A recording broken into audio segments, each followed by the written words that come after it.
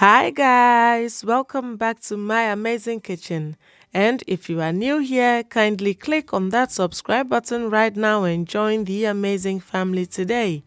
In this video, I'm going to be sharing my so delicious turmeric shrimp fried rice with you. This is a very colorful and festive fried rice that you pull out your sleeve when you have guests coming over. You are going to wow your guests with this fried rice. So easy to put together. So come along and let's get right into it. We are going to be needing some fresh jumbo shrimps. We need some eggs, some diced carrots. We need some frozen peas, some diced onion, my homemade all-purpose marinade, some scallions, turmeric powder, and our rice. I'm using basmati rice, and this is the brand that I use, but you can use any long grain rice of your choice. I have added about 2 tablespoons of vegetable oil in my saucepan, and to it I'm going to add my sliced shallots, and I'm going to fry this for about 2 minutes or until soft and tender. I then go ahead and add my turmeric powder, and I'm going to fry the turmeric powder together with the onions for an additional 2 minutes. When you do it this way, you intensify the turmeric flavor and color. I then add my washed rice, and you want to drain your rice really well before you add them. Now you want to stir the rice with the turmeric powder on low heat, and you are going to toast the rice for about 2 minutes. If you drain your rice really well, it won't take long at all. You want to toast it until very dry, and then go ahead and add your water. Now, how much water you will need to add will depend on the type of rice you are using. However, I will list down below exactly how much water I use for reference. Stir everything together to loosen up the grains. You want to then add your salt, taste and adjust your seasoning, and then cover and allow it to cook on medium-low heat. My rice needed only about 10 to 15 minutes to cook. It's now beautifully cooked, and so I'm going to fluff it with my fork. Just look at how beautiful this rice is cooked. I'm going to spread it out on a tray and allow it to dry completely or cool down before we begin with the frying of our rice. You want to be mindful what you use to spread your rice because the turmeric can stain. Whilst our rice is beautifully cooling down, you want to season your shrimps with some salt, some black and white pepper. Mix it really well together and set it aside for later. I have added about 3 tablespoons of vegetable oil in my wok. I have lightly beaten my eggs and seasoned with a little bit of salt. I'm going to fry my eggs until they are light and fluffed up, and I'm going to set that aside as well.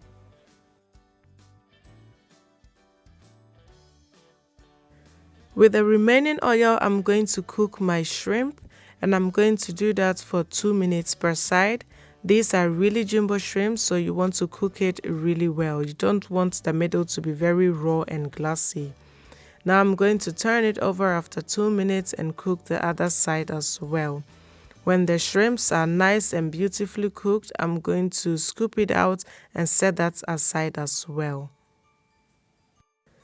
So at this point, all the preparations are done and we are actually ready for the actual frying of the rice. I have added extra 2 tablespoons of oil to my wok, and to that I've added my diced onion, and I'm going to fry that until they become soft and translucent, and then go ahead and add my all-purpose marinade. Now you don't have to use this, you can use some ginger paste that you have, but mine contains pepper and some other good stuff as well. I add my carrots, and I'm going to fry the carrots together with the homemade all-purpose marinade and the onions for about 3 to 4 minutes. You want the carrots to soften up a bit before you proceed with the next step. Now you want to add your frozen peas and continue to stir fry as well until the peas are no more frozen. And you want to take your time to do this really well, but not to overcook it as well.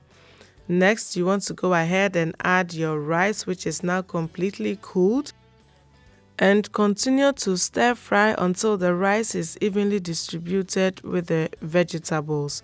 You want to keep your heat really high and your wok really hot so that the rice can toast very well. Add a splash of vinegar, just about a tablespoon, and it is going to lift your fried rice. Stir that in as well, and then add a tablespoon of light soy sauce. Not too much, just a tablespoon is what you need in this recipe.